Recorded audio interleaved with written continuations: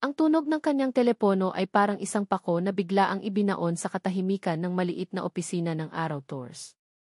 Napapitlag si Aliana, ang kamay niyang abala sa pag-aayos ng mga life vest ay natigilan sa ere. Saglit niyang ipinikit ang mga mata, humugot ng isang malalim na hininga na mailasa ng alat ng dagat at amoy ng lumang kahoy.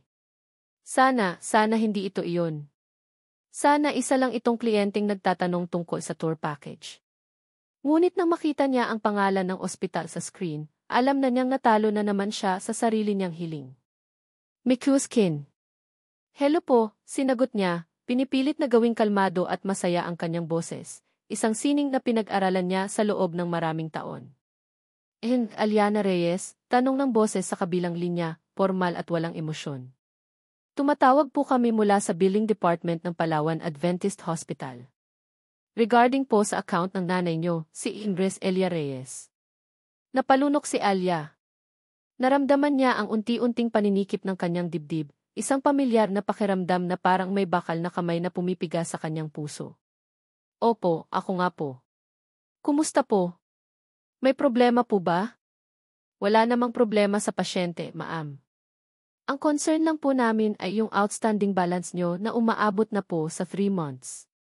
Kailangan na po sanang masettle ang at least 50% nito para makontinue po ang supply ng mga gamot niya. Ang mga salita ay tumama sa kanya na parang malalamig na bato. Outstanding balance. Gamot. 50%. Ang mga numero ay umikot sa kanyang isipan, mga numerong alam niyang wala siya sa kasalukuyan. Ang kinita niya sa loob ng 1 linggo ay sapat lang para sa pagkain nila at sa pang-araw-araw na pangangailangan ng tour. Ang Araw Tours, ang munting negosyong ipinamana sa kanya ng kanyang yumaong ama at Kuya Marco, ay parang bangkang pilit niyang pinapalutang sa gitna ng isang malakas na bagyo. MQCLF. Sige po, halos pabulong niyang sabi, ang bawat salita ay mabigat. Gagawan ko po ng paraan. Makakapag-down po ako bago matapos ang linggo. Pagkababa ng tawag, napasandal si Alia sa pader. Ang ngiting kanina ay nakapinta sa kanyang labi ay unti-unting naglaho, napalitan ng isang pagod na ekspresyon. Tumingala siya sa maliit na larawan sa kanyang mesa, isang masayang pamilya sa tabing dagat. Ang kanyang ama, ang kanyang ina na malakas pa noon, at ang kanyang Kuya Marco, na ang ngiti ay kasing liwanag ng araw ng El Nido. Kaya mo to, Alia. Para kay nanay. Iyon ang mantra niya. Ang paulit-ulit na dasal na bumubuhay sa kanya tuwing umaga. Huminga siya ng malalim, pilit na itinulak palayo ang bigat sa kanyang dibdib, at muling ipininta ang ngiti sa kanyang mukha. Isang ngiting kailangan niyang isuot, isang unipormeng kasing halaga ng kanyang Araw Tours shirt. Maya-maya lang, darating na ang AC client niya mula sa Maynila. Isang doktor daw. Malaking kliyente. Malaking pag-asa. Isang itim na van ang marahang huminto sa harap ng kanyang opisina. Bumaba ang isang driver at magalang na binuksan ang pinto sa likod. Inaasahan ni Alia ang isang taong marahil ay nasa edad na, pero ang bumaba ay isang lalaking mukhang nasa mid-30s. Matangkad, balingkinitan ang katawan na bakas ang pag-aalaga sa give, at bihis na bihis sa isang mamahaling polo shirt at slacks na parang hindi nababagay sa alikabok at init ng El Nido. Nakasuot ito ng itim na salamin at ang kanyang buhok ay perpektong nakaayos. Good morning, sir. Welcome to Araw Tours, bati ni Alia, inilabas ang kanyang pinakamatamis at pinakaprofesional na ngiti. Ako po si Aliana, but you can call me Alia. Ako po ang magiging guide niyo for today. Hindi siya pinansin ng lalaki. Ang una nitong ginawa ay kunin ang kanyang telepono at tingnan ito. Ang nooy bahagyang nakakunot na parabang may nabasa itong hindi maganda. Pagkatapos ay itinaas nito ang tingin, at kahit may salamin, ramdam ni Alia ang mapanuring tingin ito mula ulo hanggang paa. Yure Alia, tanong nito, ang boses ay baritono pero malamig. May bahid ng pagkadismaya. Opo, sir, sagot ni Alia, hindi nagpatinag. Ako po. Ready na po ang private boat natin para sa inyo. We'll be heading to the small lagoon first, as requested. Inilibot ng lalaki ang tingin sa paligid. Sa munting opisina ni Alia, sa mga naglalakad na turista, sa mga tricycle na dumadaan. Napabuntong hininga ito na parang pagod sa mundo. God, it's so hot here, reklamo nito habang pinupunasan ang noo na wala namang pawis. Nawala ng kaunti ang ngiti ni Alia. Ganoon po talaga dito sa El Nido, sir. Mainit po pero sulit naman sa ganda. Tiningnan siya ulit ng lalaki, sa pagkakataong ito ay bahagyang ibinaba ang salamin. Nakita ni Alia ang mga mata nito, matalino pero pagod. At may halong inis? Right. So, what's the sinse to this lagoon? I have a conference call at 3:00. I need a stable connection. Napakamot ng ulo si Alia. Sir, medyo mahina po ang signal sa gitna ng dagat. Pero maganda po doon, promise. Makakalimutan niyo po ang trabaho. Mumisi ang lalaki, isang ngising hindi umabot sa kanyang mga mata. I doubt that. Let's just get this over with. Iyon ang simula ng pinakamahabang oras sa buhay ni Alia. Habang naglalakbay sila sa van papunta sa pantalan, walang tigil sa pagreklamo ang kliyente niya. Ang daan ay maalikabok. Ang van ay hindi kasing lamig ng inaasahan niya. Ang mga turista ay masyadong maingay. At sa bawat pagsubok ni Alia na magkwento tungkol sa kasaysayan ng El Nido o sa mga alamat ng mga isla, palagi siyang pinuputol nito sa pamamagitan ng pagtingin sa telepono o pagsagot sa isang tawag. Yes, J.A. Gonzalez, tell them to monitor the patient's potassium levels. No, I don't care what the junior resident thinks, just do it. I'll check the results later. 8. Adrian DiMarco. Iyon pala ang pangalan niya. Isang pangalang kasing tigas at kasing lamig ng kanyang pag-ugali. Habang nakikinig sa mga utos niya sa telepono, hindi maiwasan ni Alia na mainis. Napakayabang. Parang pag-aari niya ang mundo. Ang pag-asang dala ng AC client na ito ay unti-unting napapalitan ng pagkabwisit. Pagdating nila sa pantalan, lalong lumala ang lahat. Ang ingay ng mga bangka, ang sigawan ng mga tour guide, ang amoy ng isda at diesel, lahat ay tila isang malaking insulto para kay E. DiMarco. This is chaos, sabi niya, habang maingat na umiiwas sa isang basang bahagi ng sahig. Is our boat even safe? It looks ancient. Doon na napuno si Alia. Huminto siya sa paglalakad, hinarap ang doktor, at ang ngiting kanina pa niya pilit na pinanghahawakan ay tuluyan ng nabura. Ang init ng araw ay tila lumipat sa kanyang pisngi. Sir, simula niya, ang boses ay matatag at hindi na nagpapanggap. Alam niyo po, yang bangkang sinasabi niyong luma, yan po ang bumuhay sa pamilya ko sa loob ng 10 taon. Yang magulong pantalan na to, dito po kumukuha ng ikabubuhay ang daan-daang pamilya. At yang mainit na panahon na nirereklamo niyo, yan po ang dahilan kung bakit dinadayo ang lugar na to ng mga taong marunong mag-appreciate ng ganda. Natigilan si Adrian. Tila hindi niya inaasahan ang pagsagot ni Alia. Itinaas niya ang kanyang salamin sa tuktok ng kanyang ulo, at sa unang pagkakataon, nagtama ang kanilang mga mata ng walang harang. Excuse me. Ang sinasabi ko po, doktor, pagpapatuloy ni Alia, ramdam ang panginginig ng kanyang panga sa pinipigilang galit. Kung sa simula pa lang ay ayaw niyo na dito, kung lahat ng bagay ay mali para sa inyo, sana hindi na lang po kayo tumuloy. Marami pong flight pabalik ng Maynila. Siguradong may aircon doon at stable ang signal nyo. Isang nakakabinging katahimikan ang namagitan sa kanila. Ang mga tao sa paligid ay nagpatuloy sa kanilang gawain, walang kamalay-malay sa digmaang namumuo sa pagitan ng isang simpleng tour guide at ng isang aroganting doktor. Ang mukha ni Adrian ay nagbago mula sa pagkabigla patungo sa isang mas madilim na ekspresyon. Ang kanyang mga labi ay naging isang tuwid na linya. Akala ni Alia ay sisigawan siya nito o kakanselahin ang tour. Iyon na sana ang katapusan ng kanyang pag-asa para sa bayarin sa ospital. Ngunit bago pa siya makapagsalita, biglang tumunog ang telepono ni Adrian. Isang tunog na tila pumutol sa tensyon. Tiningnan niya ang screen at ang ekspresyon niya ay lalong naging seryoso. Sinagot niya ito nang hindi inaalis ang tingin kay Alia. What? Sabi niya sa telepono, ang boses ay matigas. Nakinig siya sandali. Ang kanyang panga ay tumigas at ang kulay sa kanyang mukha ay tila nawala. What do you mean cancelled? A technical issue. For how long? Are you kidding me? Isang mahabang katahimikan. Ibaba ni Adrian ang telepono, ang kanyang kamay ay marahang bumagsak sa kanyang tagiliran. Tumingin siya sa malayo, sa asul na dagat na kanina lang ay kinaiinisan niya. Pagkatapos ay dahan-dahan siyang lumingon pabalik kay Alya, ang kanyang mga mata ay madilim at hindi mabasa. Isang malamig na hangin ang umihip mula sa dagat, ngunit hindi nito napawi ang bigat sa pagitan nila. "If flight's been cancelled," sabi ni Adrian, ang boses niya ay walang emosyon na mas nakakatakot pa kaysa sa galit. "It seems you and I will have to endure each other longer." Nakatayo si Adrian sa harap ng malawak na salaming bintana ng kanyang marangyang bungalo, hawak ang isang baso ng mamahaling whiskey na hindi man lang niya iniinom. Sa labas, ang papalubog na araw ay nagpinta ng kulay kahel at lila sa kalangitan ng El Nido, isang tanawing marahil ay ikamamangha ng kahit sino. Ngunit para kay Adrian, isa lang itong paalala. Isang paalala na wala siyang magawa, na siya ay bihag sa islang ito na tila ba kinasusuklaman siya. Cancelled flight.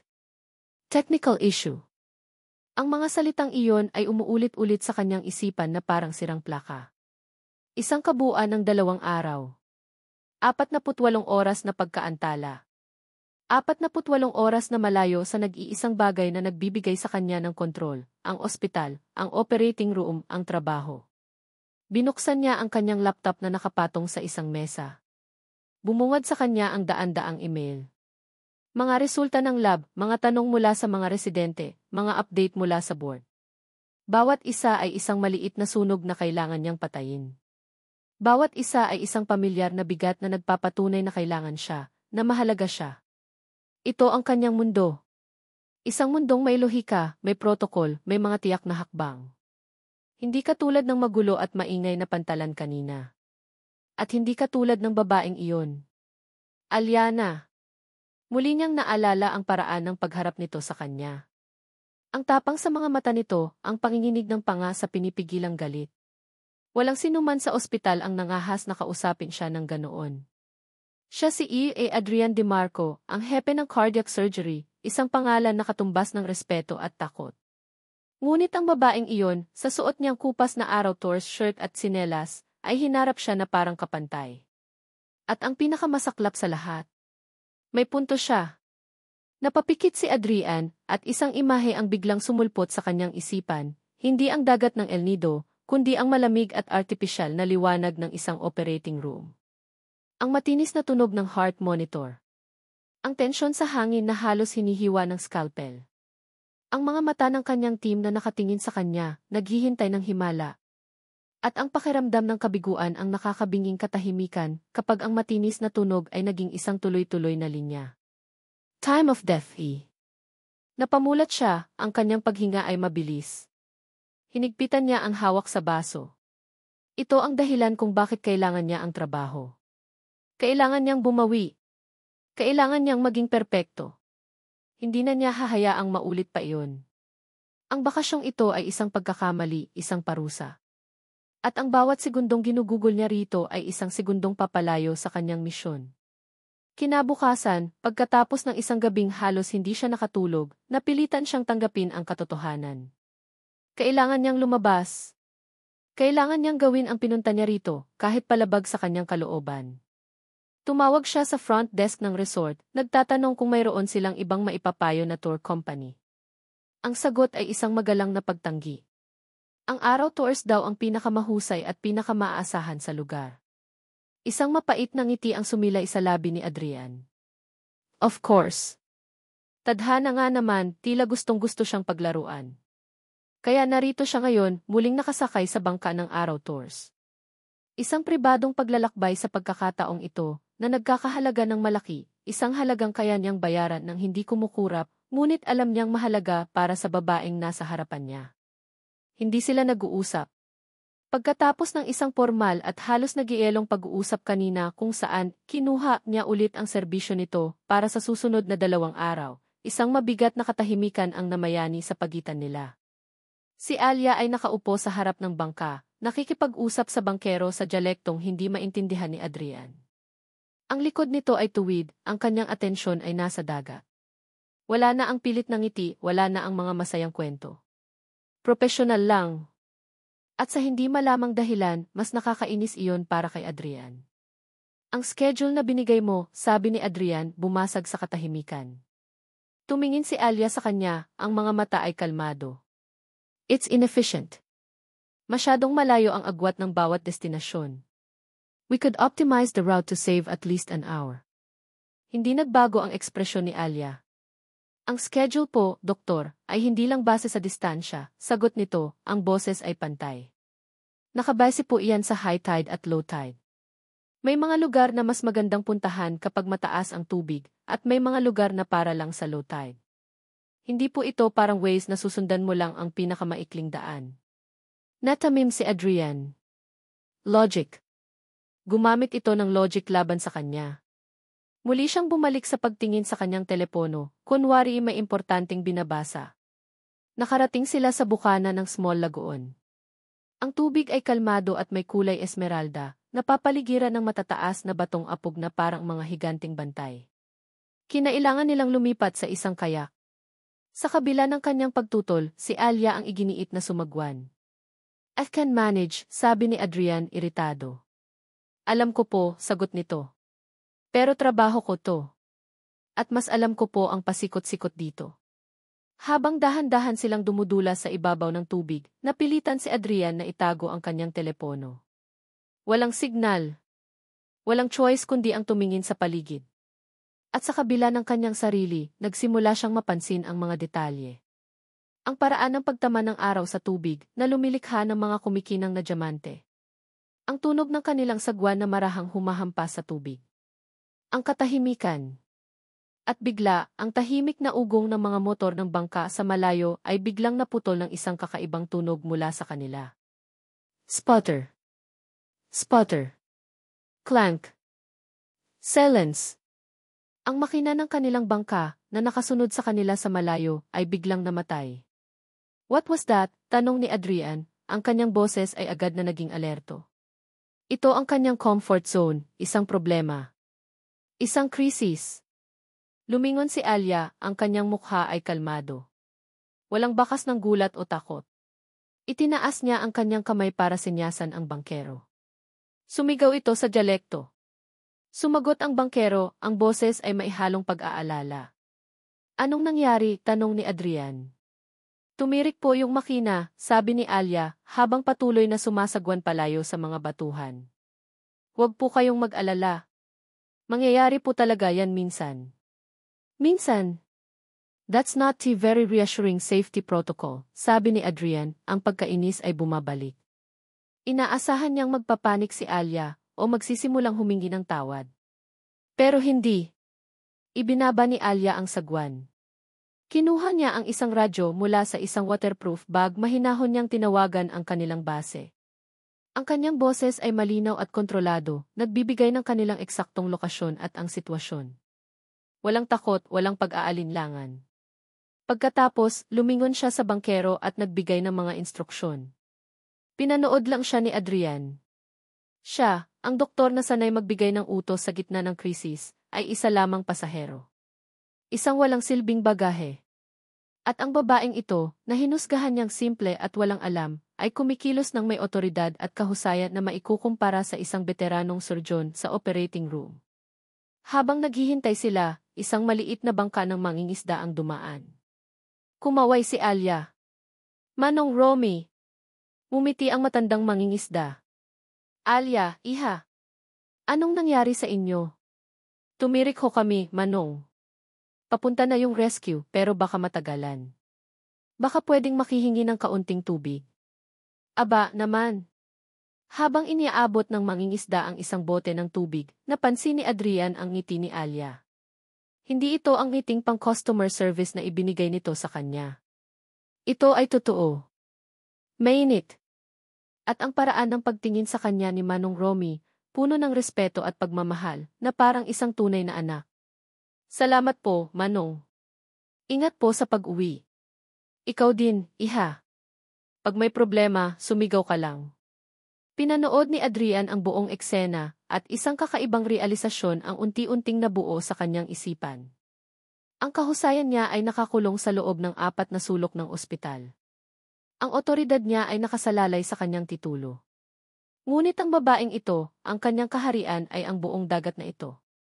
Ang kanyang kapangyarihan ay hindi galing sa isang titulo, kundi sa tunay na koneksyon sa mga tao at sa lugar na ito.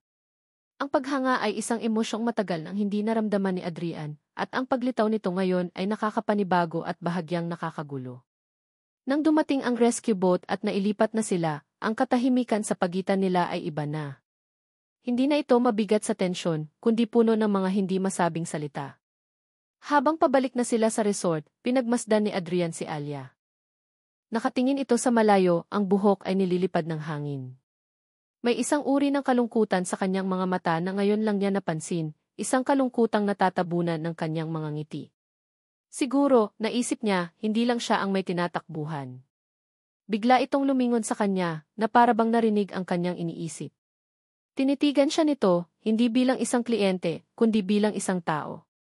Doktor, sabi nito, ang boses ay mahina at halos natatabunan ng ingay ng makina.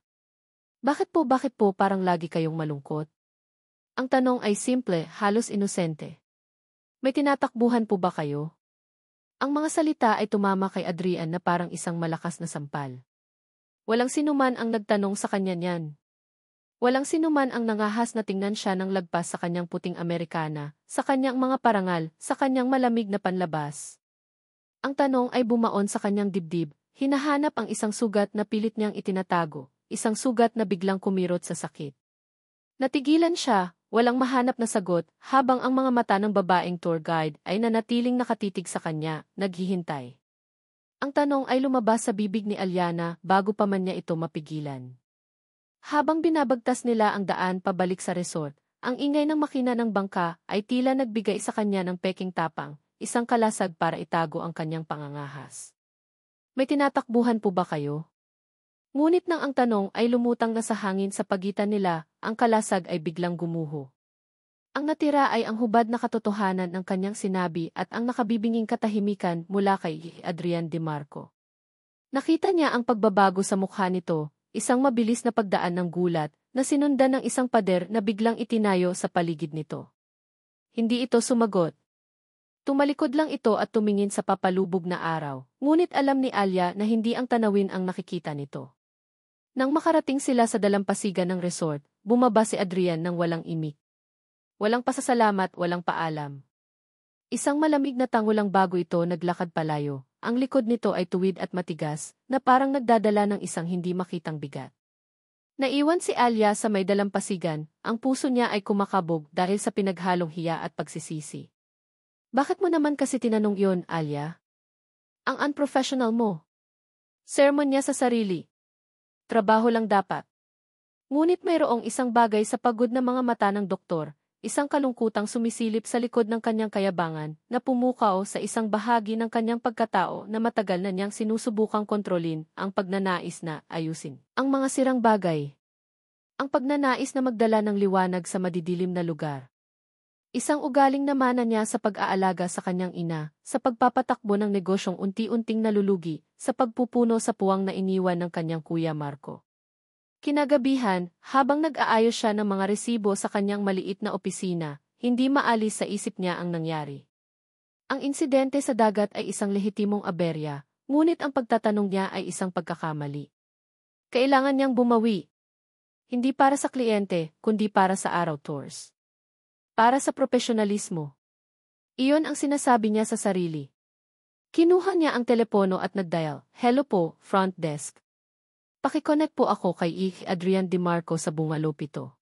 Nang sumagot ang boses sa kabilang linya, huminga ng malalim si Alia. Doktor, si Alia po ito. Gusto ko lang po sanang humingi ng pasensya sa nangyari kanina, sa aberya po sa bangka. Bilang apology po, kung okay lang sa inyo, naghanda po ako ng munting dinner para sa inyo. Dito lang po sa private beach ng resort. On the house, of course." Isang mahabang katahimikan. Inakala ni Alia na tatanggihan siya nito. Ngunit pagkatapos ng ilang sandali, isang pagod na boses ang sumagot. "What time?" Kaya narito siya ngayon. Ang mga paa ay nakabaon sa malamig na buhangin. Ang hangin ay may dalang amoy ng inihaw na isda at ng dagat. Nag-set up siya ng isang maliit na banig, ilang malalaking unan, at 4 na tiki-torch na ang apoy ay sumasayaw sa ihip ng hangin. Simple lang. Walang florera ng bulaklak o mamahaling kubyertos. Tanging ang tunog ng alon, ang liwanag ng apoy, at ang pagkain na siya mismo ang nagluto, inihaw na pusit, hipon, at kanin na nakabalot sa dahon ng saging. Tinanong niya ang sarili, sa ika-10 ulit, kung bakit niya ginagawa ito. Para bumawi. Para sa negosyo. Ngunit habang inaayos niya ang mga plato, inamin niya sa sarili ang isang mas malalim na dahilan. Gusto niyang makita kung ano ang nasa likod ng pader na iyon. Gusto niyang maunawaan kung anong multo ang humahabol sa lalaking ito na tila mayroon na ng lahat. Maya-maya, natanaw niya ang isang anino na naglalakad palapit. Hindi ito ang si Marco na nakilala niya kanina. Wala ang seryosong polo shirt at slacks. Nakasuot lang ito ng isang simpleng puting linen shirt at beige na shorts. Nakayapak. Ang buhok nito ay bahagyang magulo dahil sa hangin. Sa liwanag ng apoy, mukha itong mas bata, mas tao. You didn't have to do this, sabi ni Adrian, ang boses ay mas mahina kaysa dati. Isang paraan lang po para humingi ng tawad sa aberya, sagot ni Alia, ngumiti ng bahagya. At para na rin po masigurong hindi nyo kami bibigyan ng 1-star review. Isang maliit na ngiti ang sumilay sa gilid ng labi ni Adrian, isang kislap na halos hindi mo mapapansin. Umupo ito sa banig, tila medyo alanganin. Nagsimula silang kumain ng tahimik. Ang tanging maririnig ay ang lagitik ng apoy at ang alon. This is good, sabi ni Adrian pagkatapos ng ilang subo, tila nagulat sa sarili niyang sinabi. Salamat po. Specialty po yan ng nanay ko, sagot ni Alia. Your mother, is she the reason you work so hard? Natigilan si Alia. Hindi niya inaasahan ang tanong. Opo. May sakit po siya. Ang araw tours, ito po ang lahat sa amin. Pamana pa po ito ng tatay at ng kapatid ko. Ang huling mga salita ay halos pabulong. Tumingin sa kanya si Adrian, at sa pagkakataong ito, ang tingin niya ay walang halong panghusga. Mayroon itong bakas ng pag-unawa. I see.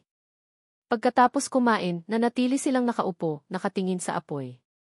Ang katahimikan ngayon ay hindi na mabigat. Mayroon na itong gaan, isang uri ng komportableng espasyo. Tungkol sa tanong mo kanina, biglang sabi ni Adrian, nakatingin pa rin sa apoy. Napigil ni Alia ang kanyang hininga. Hindi ako tumatakbo, pagpapatuloy niya. I'm tired. That's all. Tumingin ito sa kanyang mga kamay ng isang siruhano, matatag, sanay. Sa trabaho ko, hawak mo ang buhay ng tao. Isang maling galaw, isang maling desisyon tapos ang lahat. The pressure, it never stops. You have to be perfect. Every single time. Walang lugar para sa pagkakamali. Nakinig lang si Alia. Naramdaman niya ang bigat sa bawat salita nito. Hindi na ito ang mayabang na doktor. Ito ay isang lalaking pagod na pagod sa pagiging perpekto. Nakalimutan ko na kung paano huminga, pag-amin nito, ang boses ay halos isang bulong. Nakalimutan ko na kung ano ang pakiramdam na hindi maging doktor. Na maging ako lang. Sa sandaling iyon, ang lahat ng inis ni Alia ay naglaho. Ang natira ay isang malalim na awa at isang hindi maipaliwanag na koneksyon. Ito pala ang lalaki sa likod ng pader. Isang taong nalulunod sa sarili niyang mga inaasahan. At ang kanyang savior complex ay sumigaw sa loob niya. Kaya kong tulungan to, kailangan niya ng tulong. Tumingala si Alia sa langit. Ang gabi ay malinaw at libu-libong bituin ang kumikinang na parang mga alitaptap. Alam niyo po ba, sabi ng lolo ko, ang mga bituin daw ang mga mata ng mga ninuno natin. Binabantayan tayo. Tumingala rin si Adrian. Napansin ni Alia ang pagkamangha sa mukha nito na parang ngayon lang ulit ito nakakita ng ganitong karaming bituin. Ang polusyon sa Maynila ay tinago ang ganitong kagandahan. Thank you, Alia, sabi nito, ang boses ay puno ng isang emosyon na hindi pa naririnig ni Alia mula sa kanya. Isang tunay na pasasalamat. Tumingin ito sa kanya, at sa liwanag ng apoy, ang mga mata nito ay hindi na pagod, kundi malalim at makahulugan. It's been a long time since I've actually seen the stars. Isang mainit na kuryente ang dumaloy sa buong katawan ni Alia. Isang kilig na hindi niya inaasahan. Ang kanyang puso ay tumibok ng mas mabilis. Pakiramdam niya ay nabuksan niya ang isang maliit na bintana patungo sa kaluluwa nito. Oras na po para umuwi, sabi ni Alia, pilit na pinapakalma ang sarili. Tumayo siya at pinagpagan ang buhangin sa kanyang damit. Salamat po sa pagsama sa akin, doktor. Tumayo na rin si Adrian. Ang tangkad nito ay tila mas naging dominante sa dilim. Habang si Alia ay handa nang tumalikod para kunin ang mga pinagkainan, naramdaman niya ang isang biglaang paghawak sa kanyang braso. Mainit. Matatag. Napahinto siya. Ang kanyang puso ay biglang tumigil sa pagtibok. Dahan-dahan siyang lumingon. Nakatayo si Adrian doon, hawak pa rin ang kanyang braso, ang mga mata ay nakatitig sa kanya. Hindi ito nagsasalita. Hindi ito gumagalaw. Ang tanging maririnig ay ang alon na humahampas sa dalampasigan at ang mabilis na tibok ng kanyang sariling puso sa kanyang mga tainga. Ang hangin ay biglang napuno ng isang kuryenteng mas malakas pa kaysa kanina, isang tanong na hindi masabi, isang pangakong hindi pa nabibitawan. Hawak pa rin ito ang kanyang braso, at si Alia ay hindi makagalaw, bihag ng isang sandaling hindi niya alam kung paano tatapusin. Ang init ng balat ni Alyana sa ilalim ng kanyang mga daliri ay parang isang kuryenteng gumising sa isang bahagi ng kanyang pagkatao na matagal na niyang ibinaon. Sa isang iglap, habang nakatitig siya sa mga mata nitong nagtatanong sa liwanag ng apoy, nakalimutan niya kung sino siya. Hindi siya si E.C. DeMarco, ang hepe ng cardiac surgery. Hindi siya ang makinang walang palya. Siya lang si Adrian. Isang lalaking nakakita ng isang bagay na totoo sa gitna ng isang peking bakasyon. Ang kanyang puso, ang organong kabisado niya ang bawat sulok at bawat pintig, ay biglang nagwala. Isang arrhythmia na hindi medikal kundi emosyonal. Nais niyang manatili sa sandaling iyon na hawak ang braso nito na parang isang taong nalulunod na nakakapit sa isang salbabida. Ngunit kasabay ng pagnanasang iyon ay ang pag-atake ng mga demonyo. Ang mga anino mula sa operating room. Ang malamig na pakiramdam ng kabiguan. Ang alaala ng isang buhay na nawala sa kanyang mga kamay. Hindi ka karapat-dapat dito, bulong ng isang boses sa kanyang isipan. Huwag mong dungisan ang liwanag niya ng dilim mo. Agad niyang binitiwan ang braso nito na parabang napaso. Nakita niya ang bahagyang pagkalito at sakit na dumaan sa mga mata ni Alia, bago nito ito mabilis na itinago sa likod ng isang pilit na ngiti. Sage po, Doktor. Mag-iingat po kayo pabalik, sabi nito, bago mabilis na tumalikod para ligpitin ang mga gamit. Pinanood niya itong maglakad palayo, ang anino nito ay dahan-dahang nilamon ng dilim ng gabi, at naramdaman ni Adrian ang isang panibagong uri ng kalungkutan. Hindi ito ang pagod na nararamdaman niya dati. Ito ay panghihinayang. Ang sumunod na araw ay nag-umpisa ng may kakaibang gaan. Ang almusal sa pagitan nila ay hindi napuno ng tensyon, kundi ng isang maingat na pag-uusap. Nagpasya si Adrian na itigil na ang paglaban. Kung bihag man siya sa islang ito, susubukan na niyang hanapin ang ganda nito. At ang gabay niya sa paghahanap na iyon ay si Alia. Dinala siya nito para mag-snorkeling sa isang lugar na tinatawag na Secret Beach, isang paraisong nakatago sa likod ng isang maliit na butas sa pader ng bato. Sa simula, ang utak ni Adrian ay gumagana pa rin bilang isang siyentipiko. Inaanalisa niya ang iba't ibang uri ng coral, ang pormasyon ng mga isda, ang epekto ng salinity sa visibility ng tubig. Ngunit pagkatapos ay narinig niya ito. Ang tawa ni Alia. Lumubog ito sa ilalim ng tubig at itinuro ang isang clownfish na nagtatago sa anemone. Pag-angat nito ng ulo, ang kanyang mukha ay puno ng purong kagalakan na parang isang batang unang beses makakita ng mahika. Ang tawa niya ay malutong at walang halong pagkukunwari, umaalingaw sa katahimikan ng nakatagong paraiso. At ang tunog na iyon, sa hindi maipaliwanag na dahilan, ay parang isang gamot na nagpatahimik sa mga bumubulong na boses sa kanyang isipan. Sa unang pagkakataon sa loob ng maraming taon, naramdaman ni Adrian na ngumiti siya. Isang totoong ngiti. Sa pagdaan ng mga oras, hinayaan niyang dalhin siya ni Alia sa kanyang mundo. Nagkayak sila sa biglagoon, kung saan ang tubig ay kasing linaw ng salamin. Naglakad sila sa puting buhangin ng Seven Commandos Beach, habang kinukwentuhan siya nito ng mga alamat tungkol sa mga pangalan ng lugar. Sa bawat kwento, sa bawat tawa, nararamdaman ni Adrian na ang pader na itinayo niya sa paligid ng kanyang puso ay unti-unting gumuho, brick by brick. Isang hapon, habang nagpapahinga sila sa lilim ng isang puno ng niyog, napansin niyang may maliit na galos si Alia sa braso, marahil ay mula sa pag-akyat sa bangka kanina. Let me see that, sabi niya, ang kanyang pagiging doktor ay kusang lumabas. Nako, galos lang po ito, doktor. Sanay na po ako, sabi ni Alia, medyo nahihiya. Kahit na. Baka maimpeksyon. Kinuha niya ang first aid kit mula sa kanyang bag, isang bagay na lagi niyang dala. Kumuha siya ng antiseptic wipe at maingat na nilinis ang sugat. Naramdaman niya ang bahagyang panginginig ni Alia sa lamig ng alkohol. Huwag kang masyadong gumalaw, sabi niya, ang kanyang boses ay mas malambing kaysa sa inaasahan niya. Ang kanyang mga daliri ay marahang hinawakan ang braso nito para patatagin ito. Ang balat nito ay makinis at mainit. Biglang naging napaka-conscious ni Adrian sa lapit nila sa isa't isa. Ang pintig ng kanyang puso ay bumilis, at bilang isang cardiologist, alam niya ang eksaktong bilang nito, 75 beats per minute. Tachycardia. Itinaas niya ang kanyang tingin at nagtama ang kanilang mga mata. Ang distansya sa pagitan ng kanilang mga mukha ay ilang pulgada na lang. Nakita niya ang kanyang refleksyon sa malalalim nitong mga mata. Amoy araw at dagat ang buhok nito. Ang lahat sa paligid nila ay biglang naglaho. Ang natira na lang ay sila. Sila at ang hindi masabing kuryente sa pagitan nila.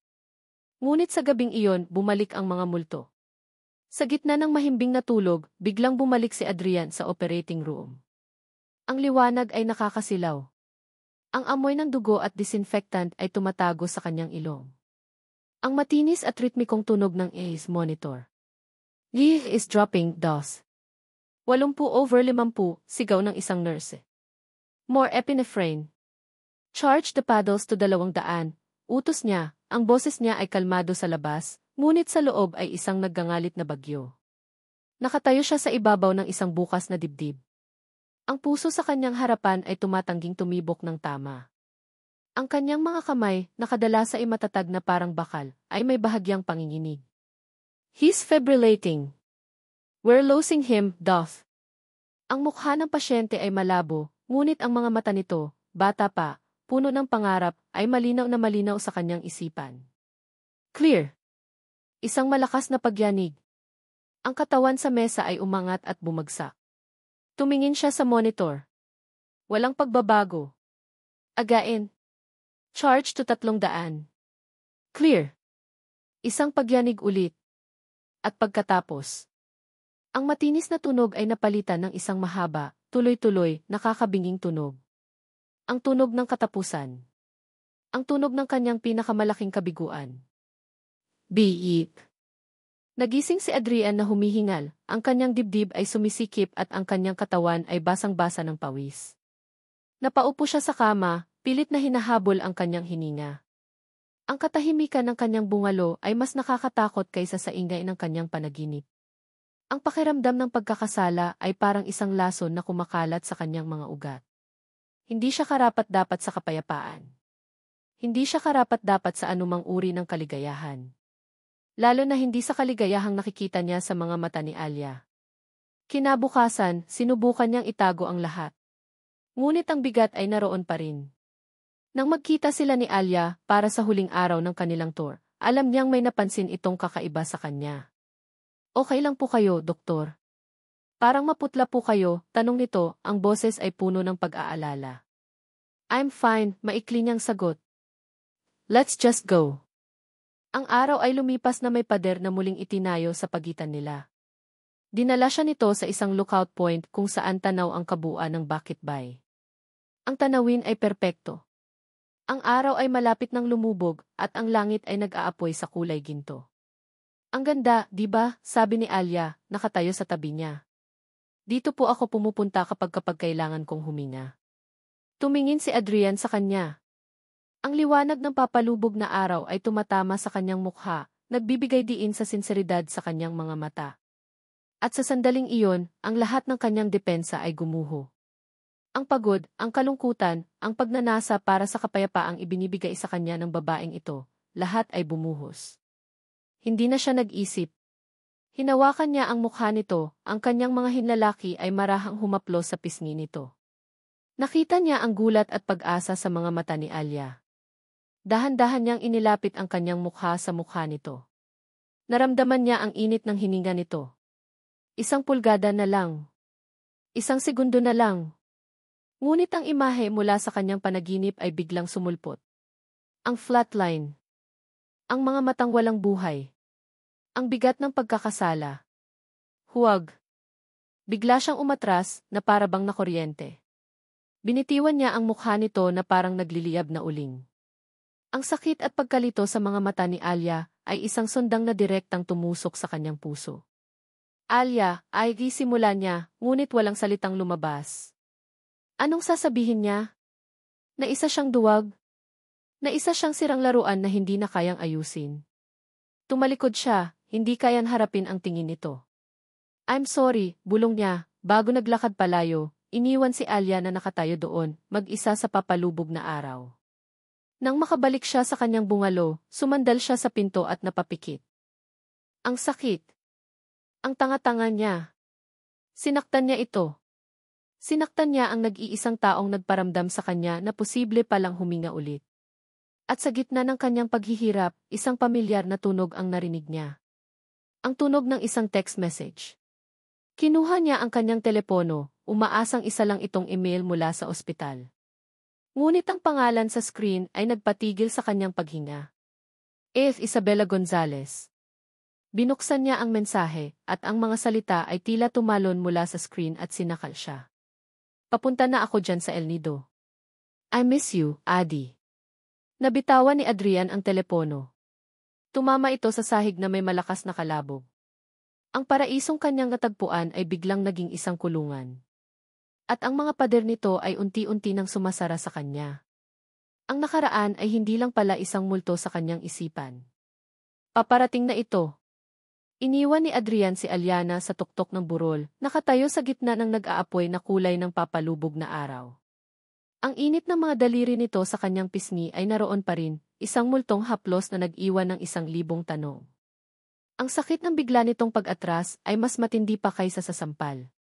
Habang naglalakad pabalik sa kanyang maliit na opisina, paulit-ulit na umikot sa isip niya ang nangyari.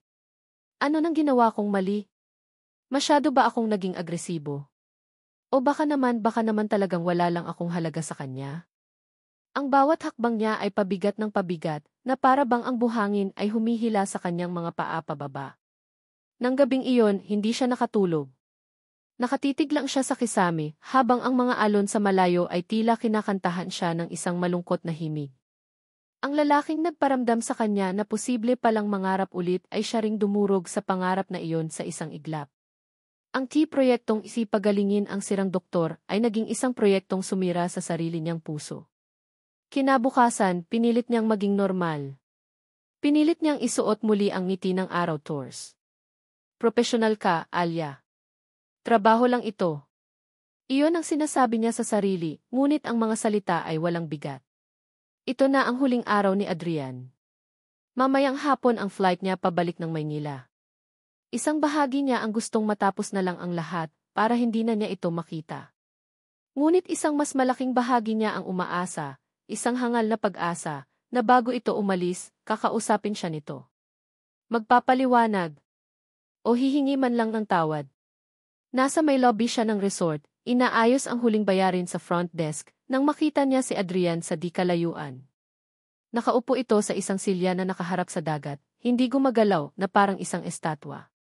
Ang kanyang mga balikat ay hukot, at kahit mula sa malayo, ramdam ni Alia ang bigat na bumabalot dito. Ang galit niya ay unti-unting napalitan ng pamilyar na damdamin, awa. Huminga siya ng malalim. Kakausapin ko siya. Hindi para humingi ng paliwanag, kundi para magpaalam ng maayos. Para sa kapayapaan ng sarili niyang isipan. Nagsimula siyang maglakad palapit dito, ang bawat hakbang ay maingat at pinag-isipan. Ngunit bago pa siya makalapit, isang tunog ang pumutol sa katahimikan ng umaga. Ang ugong ng isang seaplane na papalapit.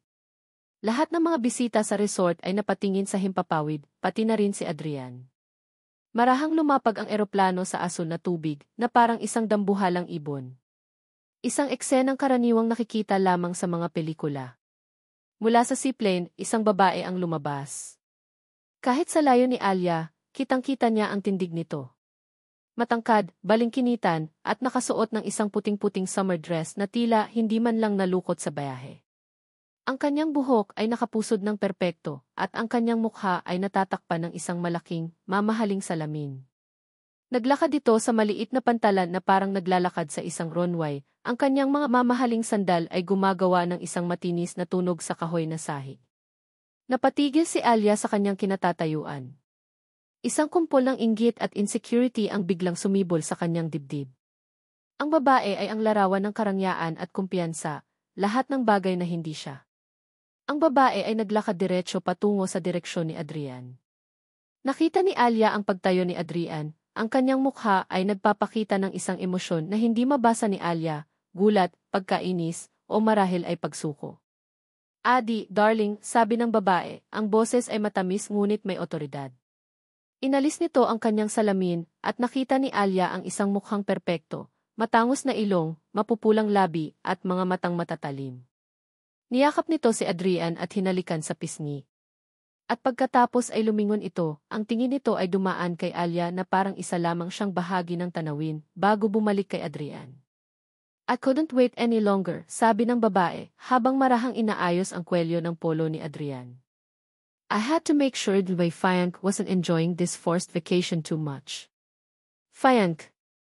Ang salita ay tumama kay Alia na parang isang malakas na sampal sa mukha. Ang ingay ng paligid, ang alon, ang hangin, ang mga nag-uusap na turista, ay biglang humina, na parang may kung sinong nagpindot ng key-mute buton. Tumingin siya kay Adrian, naghahanap ng anumang senyales na hindi totoo ang kanyang narinig. Ngunit si Adrian ay hindi tumingin sa kanya. Nakatingin lang ito sa babae, ang kanyang mukha ay isang blankong maskara. Ang bonggang hapunan ng gabing iyon ay isang uri ng torture. Ipinilit ni Isabela o Belle, gaya ng tawag sa kanya ni Adrian, na kumain silang tatlo. Isang uri raw ng pasasalamat sa mahusay na serbisyo ni Alia.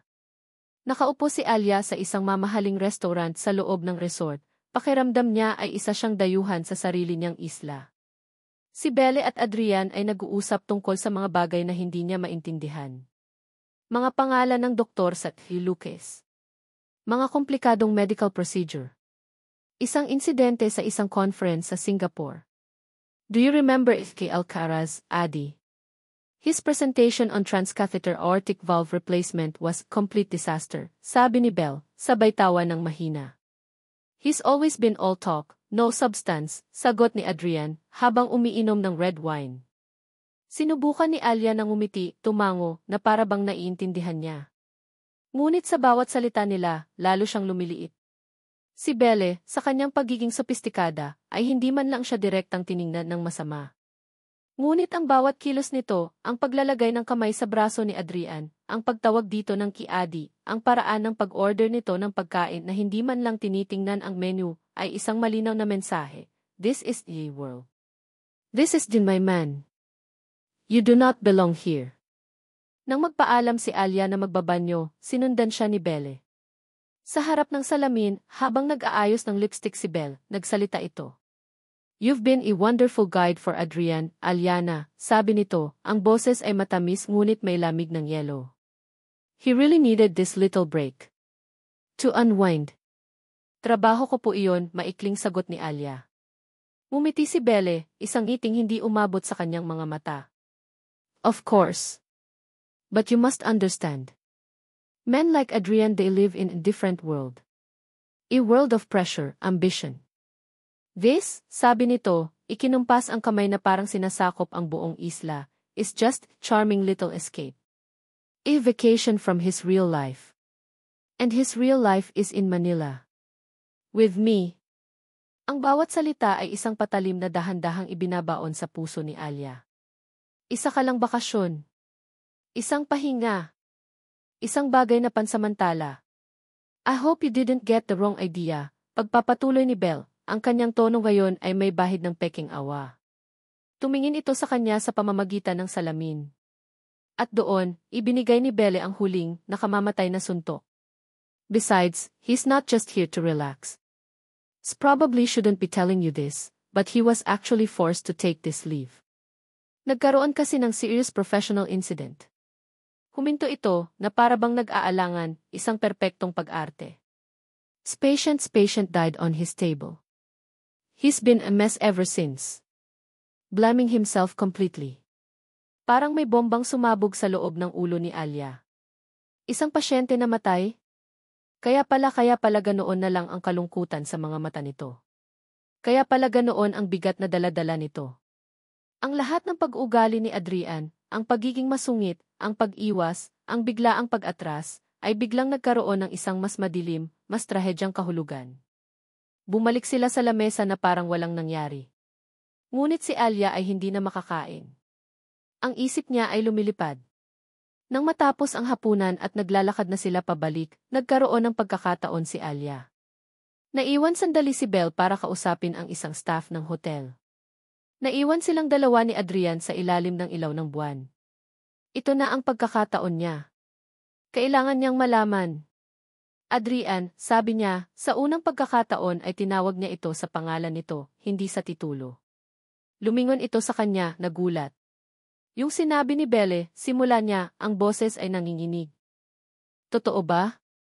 Tungkol sa insidente. Ang mukha ni Adrian ay biglang nagbago.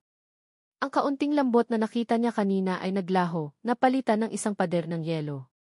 Ang kanyang mga mata ay naging madilim at malamig, na parang dagat sa gitna ng isang bagyo. Tinitigan siya nito, ang tingin ay tumatagos at masakit.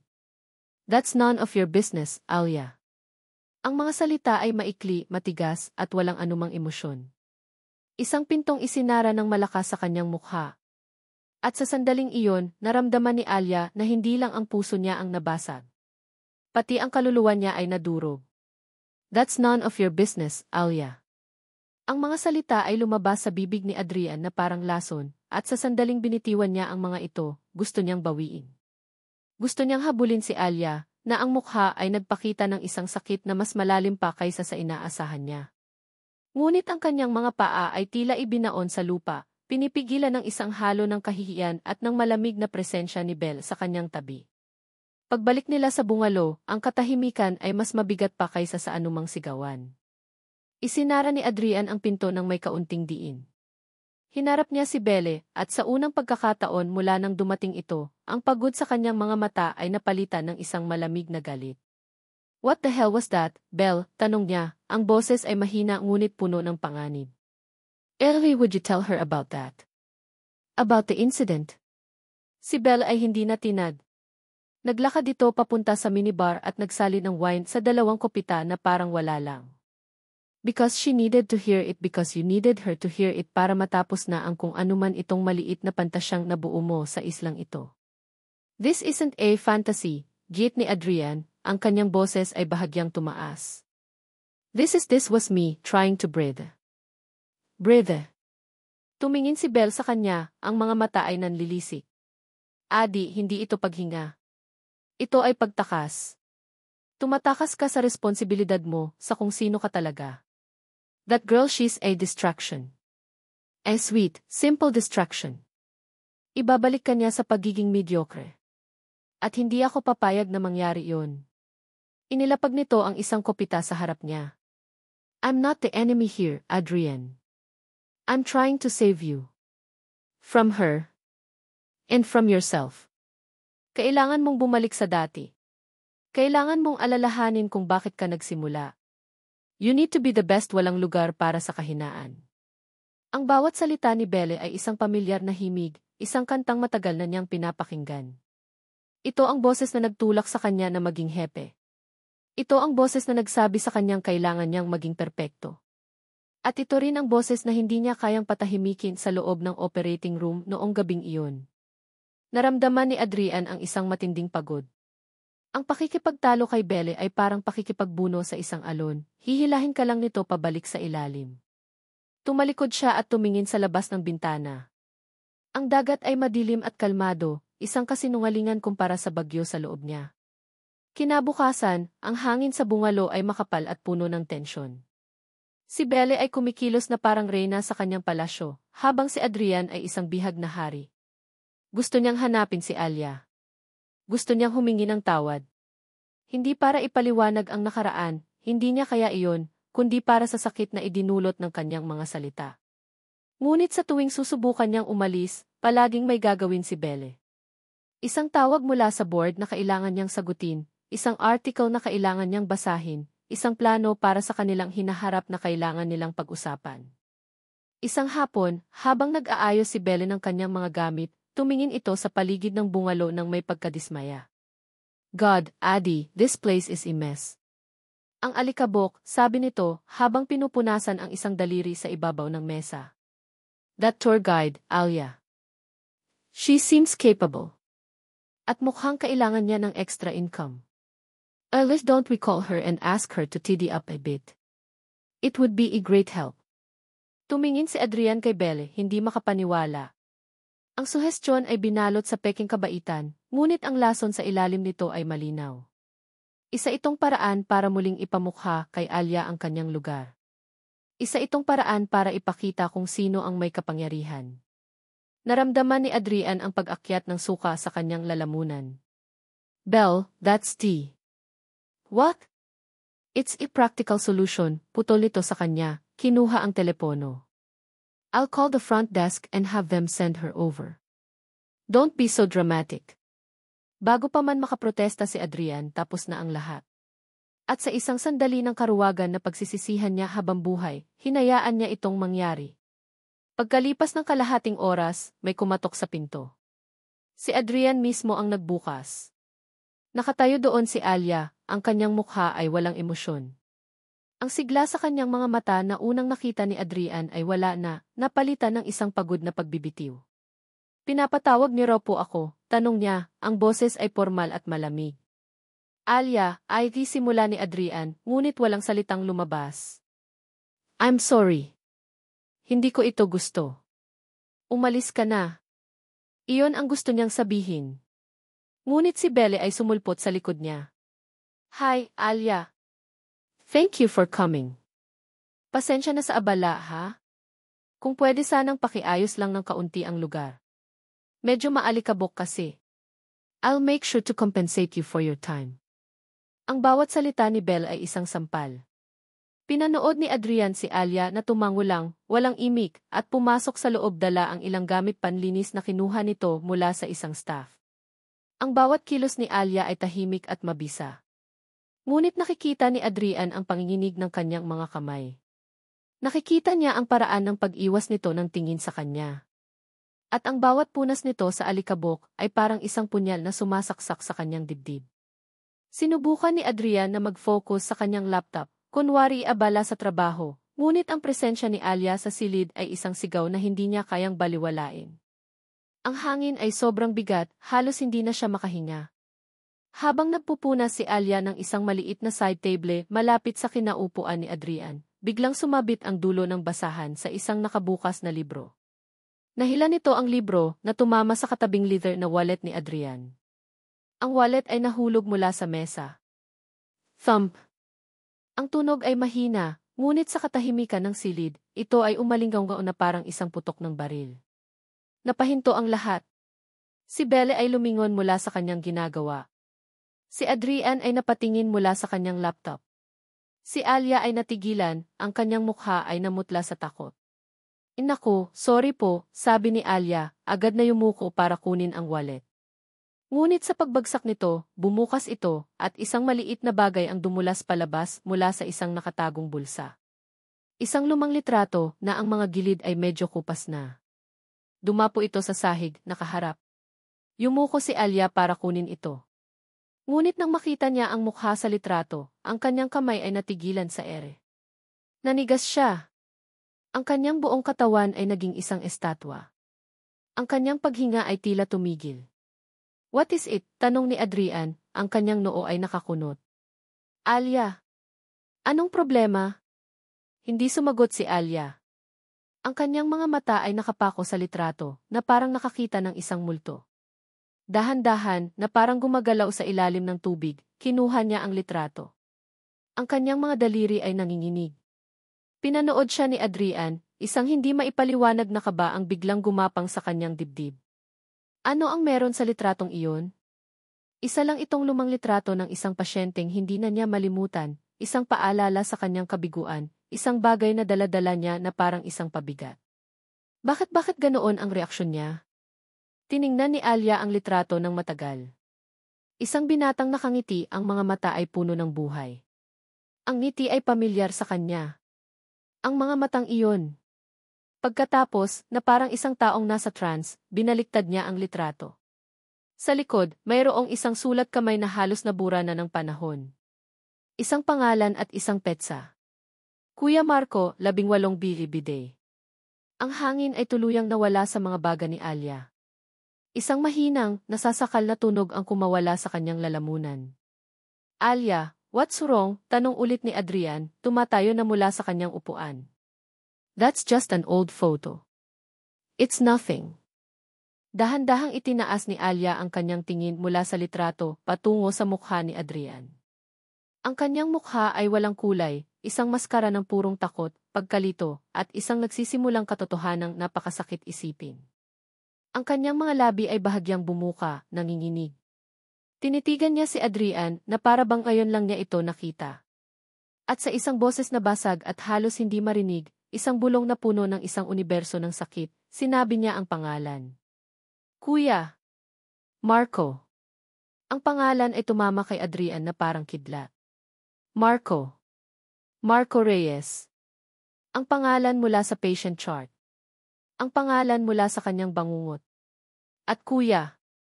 Biglang nag-ugnay ang lahat sa kanyang isipan. Ang apelyido ni Alia. Reyes.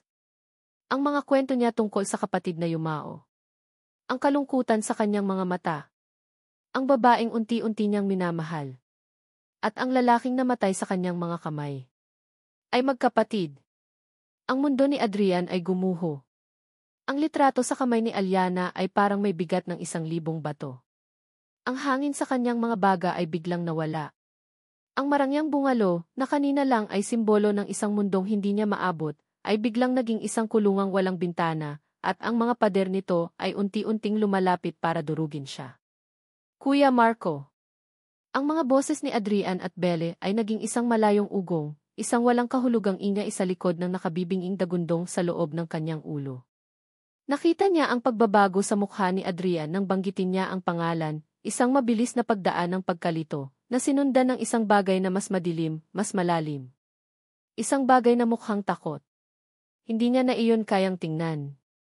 Ang kanyang mga paa ay kumilos ng kusa, na parang may sariling isip. Ang kanyang unang instinct ay tumakbo. Tumakbo palayo. Palayo sa litrato, palayo sa mga mata ni Adrian, palayo sa katotohanang nagsisimulang kumalat sa kanyang ugat na parang isang malamig na lason. Alia! Narinig niya ang tawag ni Adrian sa likuran niya, ngunit hindi siya lumingon.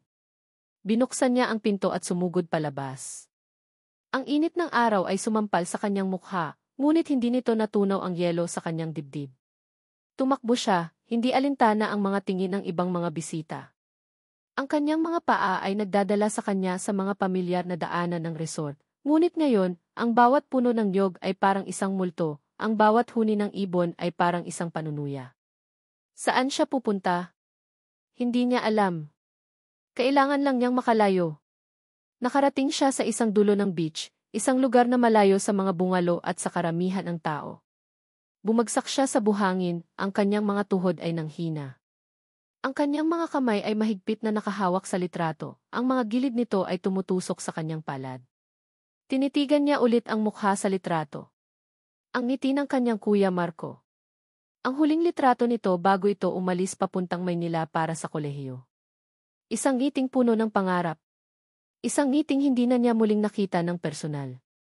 Hindi maaari, sabi ng isang bahagi ng kanyang isip. Nagkataon lang.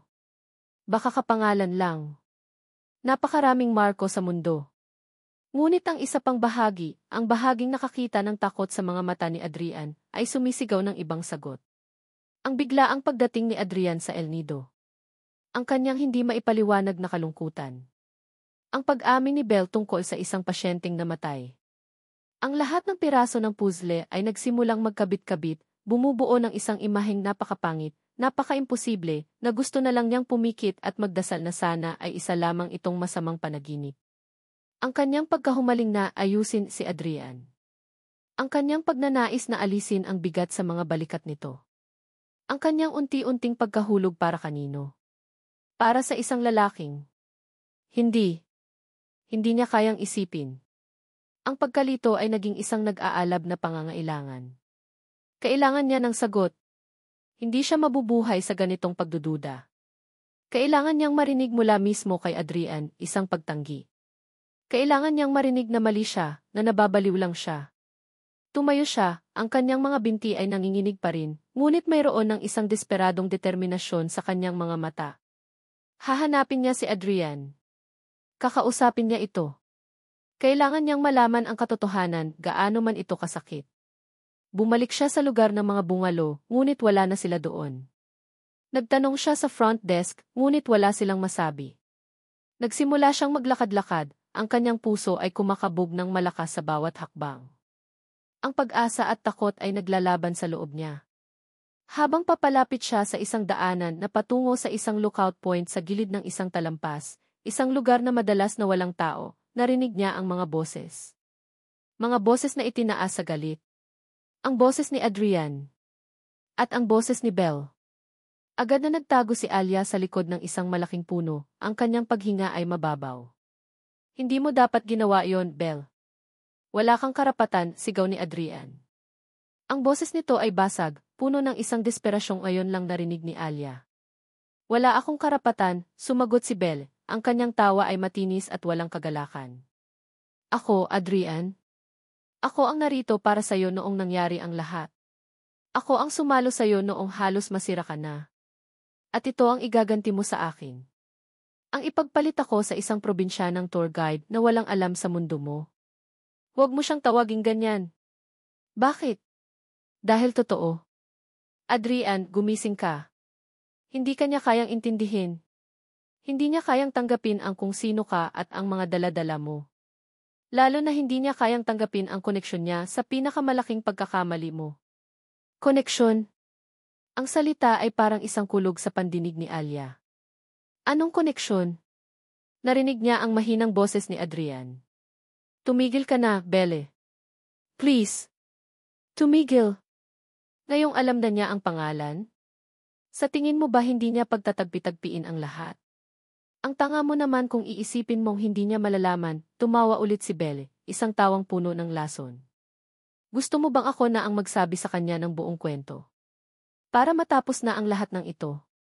Para bumalik ka na sa akin, sa dapat mong kalagyan? Belle, I swear to God, if you do. At doon, sumabog si Belle. Ang kanyang boses ay naging isang sigaw na tila kayang bumatak ng mga bato mula sa talampas. Isang sigaw na nagdala ng katapusan ng mundo ni Aliana. Hindi mo siya pwedeng mahalin, Adrian. Dahil ikaw ang pumatay sa kapatid niya. Ikaw. Pinatay mo si Marco Reyes sa sarili mong operating table. Katahimikan. Ang tunog ng mga alon na humahampas sa ilalim ng talampas ay biglang nawala. Ang ihip ng hangin ay tumigil. Ang buong mundo ni Alia ay huminto sa pag-ikot. Ang tanging umalingaw sa kanyang isipan, paulit-ulit na parang isang sirang plaka, ay ang mga salitang iyon. Ikaw ang pumatay sa kapatid niya. Pinatay mo si Marco Reyes. Sa sarili mong operating table. Ang lakas ay tuluyang umalis sa kanyang katawan. Naramdaman niyang nanghina ang kanyang mga tuhod. Lumabas siya mula sa kanyang pinagtataguan na parang isang kaluluwang nawawala sa sarili nitong katawan. Hindi niya namalayan na ang telepono sa kanyang kamay ay nalaglag. Thud! Ang tunog ay tuyo at malakas sa biglaang katahimikan. Agad na lumingon si Belle at Adrian sa direksyon ng tunog. Nakita nila siyang nakatayo doon. Ang mukha ni Belle ay nagpakita ng isang sandali ng tagumpay bago napalitan ng gulat. Ngunit ang mga mata ni Alia ay nakapako lamang sa isang tao. Kay Adrian. Ang kanilang mga mata ay nagtama. At sa isang iglap na iyon, nakita ni Alia ang lahat. Hindi niya nakita ang pagtanggi. Hindi niya nakita ang pagkalito. Ang nakita niya sa mga mata ng lalaking unti-unti niyang minahal, ang lalaking gusto niyang pagalingin, ay isang bagay na mas masahol pa sa anumang kumpirmasyon. Nakita niya ang katotohanan. Nakita niya ang purong, hindi maikakailang sindak ng isang taong nahuli. Ang hubad na sakit ng isang taong ang pinakamadilim na sikreto ay nabunyag na. At ang walang hanggang pagkakasala ng isang berdugo na kaharap ang pamilya ng kanyang biktima. Ang pagtakbo ay isang uri ng paglimot. Sa bawat mabilis na hakbang, sa bawat paghingal na sumasakit sa kanyang dibdib, sinusubukan ni Aliana na takasan ang mga salita. Ngunit ang mga ito ay mas mabilis kaysa sa kanya, humahabol, bumubulong sa ihip ng hangin. Ikaw ang pumatay sa kapatid niya. Ang mga paa niya ay nagdala sa kanya pauwi, sa maliit na bahay na kahoy sa likod ng hilera ng mga tindahan, malayo sa karangyaan ng resort. Ang tahanang dati simbolo ng kapayapaan ay ngayon parang isang kanlungan sa gitna ng digmaan. Pumasok siya sa pinto, basang-basa ng pawis at luha. Ang kanyang ina, si Nanay Elia, ay nakaupo sa isang lumang silyang tumba, nagbabasa ng libro. Pag-angat ng tingin nito, ang ngiti sa kanyang mga labi ay agad na naglaho, napalitan ng malalim na pag-aalala. Isang tingin lang sa mukha ni Alia, alam na niya. Anak! Anong nangyari? Hindi makasagot si Alia. Walang mga salitang sapat para ilarawan ang gumuhong mundo sa loob niya. Ang tanging nagawa niya ay lumapit sa kanyang ina, yumakap ng mahigpit, at doon, sa pamilyar na amoy ng kanyang ina at sa init ng yakap nito, ang lahat ng kanyang depensa ay bumagsak. Hindi ito isang malakas na pag-iyak. Ito ay mas malala. Ito ay mga hikbing walang tunog, isang panginginig ng buong katawan na nagmumula sa kaibuturan ng kanyang kaluluwa. Ang bigat na matagal na niyang pasan-pasan, ang pagkawala ng kanyang kuya, ang pagkakasakit ng kanyang ina, ang paghihirap ng araw tours, ay nadagdagan ng isang bagong bigat, isang bigat na gawa sa pagtataksil. Siya! Nanay! Siya po, paulit-ulit niyang sinasabi sa pagitan ng mga hikbi, ang mga salita ay nabubulol at walang hugis. Hinaplos ni Nanay Elia ang kanyang buhok, ang kanyang mga kamay ay mahina ngunit matatag. Hindi ito nagtanong. Hinayaan lang niya ang kanyang anak na ilabas ang lahat ng sakit, na parang isang lason na kailangang lumabas sa sistema. Sa bisig ng kanyang ina, naramdaman ni Alia ang sakit ng pag-ibig na naging abo. Ang lalaking nagparamdam sa kanya ng pag-asa, ang lalaking sa isang saglit ay inakala niyang sagot sa kanyang mga dasal, ay ang multo pala na matagal nang nagpapahirap sa kanila. Ang lalaking gusto niyang pagalingin ay ang may akda pala ng kanyang pinakamalalim na sugat. Adrian. Pagkaalis ni Alia, isang nakabibinging katahimikan ang bumalot sa talampas. Naiwan silang dalawa ni Belle, ngunit para kay Adrian, mag-isa na lang siya. Tumingin siya kay Belle, at sa unang pagkakataon, hindi niya nakita ang babaeng minsan niyang minahal, o ang ambisyosong kasama sa propesyon. Ang nakita niya ay isang estranghero. Isang estrangherong may hawak na sulo na sinunog ang lahat ng bagay sa paligid niya. Belle, sabi niya, ang kanyang boses ay kalmado sa isang paraan na mas nakakatakot kaysa sa anumang sigaw. Umalis ka na. Tila nagulat si Belle. What? Adi, ginawa ko to para sa atin. Para matauhan ka. Para sa atin, isang mapait na tawa ang kumawala kay Adrian. Walang tayo, Belle. Matagal nang wala. Pinipilit mo lang ang isang bagay na matagal nang patay. Lumapit siya rito, ang bawat hakbang ay mabigat sa pagsisisi. You think you saved me? No. I was saving myself. Dito. Sa lugar na to, sa kanya. I was learning how to breathe again. I was learning how to forgive myself. Tumingin siya sa mga mata nito at ang nakita niya ay hindi pag-ibig, kundi pag-aari. But you can't stand seeing me happy unless you're the reason for it, T. That's not true. Isn't it? Tanong ni Adrian, ang kanyang boses ay naging isang bulong na puno ng yelo. You didn't save me, Belle. You just destroyed the only chance I had at being saved. Now, get out. Get out of this island. Get out of every life. Ang huling mga salita ay binitiwan niya ng may bigat at kasiguraduhan.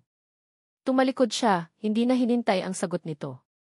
Naglakad siya pabalik sa kanyang bungalo, bawat hakbang ay isang paglalakad palayo sa buhay na akala niya ay para sa kanya. Pagpasok niya sa marangyang silid, ang bawat sulok nito ay nagpapaalala sa kanya kay Alia. Ang mesang pinunasan nito. Ang sahig kung saan nahulog ang wallet. Ang hangin na dati may amoy ng pag-asa ay ngayon amoy abo. Sumandal siya sa pader at dahan-dahang dumulas pababa hanggang sa mapaupo sa sahig. Doon, sa gitna ng katahimikan, hinayaan niyang bumagsak ang lahat ng pader. Ang pagiging hepe, ang pagiging perpekto, ang pagiging Diyos sa operating room. Ang natira ay si Adrian. Isang sirang-sirang lalaki na nawasak hindi lang ang buhay ng iba, kundi pati na rin ang sarili niya. At sa labas, nagsimulang pumatak ang ulan. Sa una, mahina lang na parang mga luhang bumabagsak mula sa langit. Ngunit habang lumalalim ang hapon, ang mga patak ay naging isang buhos. Ang hangin ay nagsimulang umihip ng malakas at ang langit ay naging kulay abo. Isang bagyo ang paparating, isang unos na tila isinilang mula sa unos sa loob ng kanyang dibdib. Pinanood niya ang ulan na humahampas sa salaming bintana, bawat patak ay parang isang akusasyon, bawat ihip ng hangin ay parang isang hikbi. Alyana. Ang tunog ng ulan sa iyero nilang bubong ay isang pamilyar na himig, ngunit ngayon ito ay parang isang kantang panglibing. Nakaupo si Alya sa tabi ng bintana, nakatanaw sa labas kung saan ang mga puno ng niyog ay yumuyuko sa lakas ng hangin.